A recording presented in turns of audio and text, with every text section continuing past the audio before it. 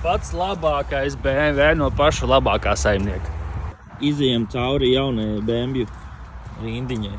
Nodaļai, tā es gribēju teikt. Viens lādējās. Viens Ko nolādējās. tu te esi sataisījis? Šis Svētki?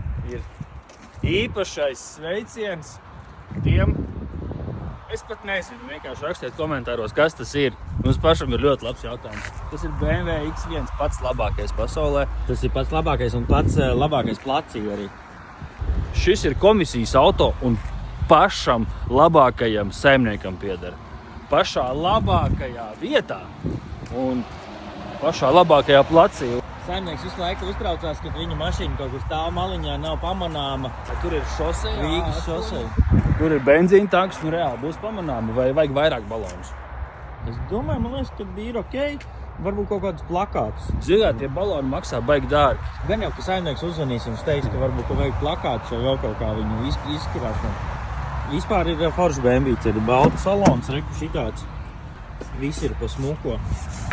Tikko ieradies no Itālijas, izgājis skati ar 0 vērtējumu.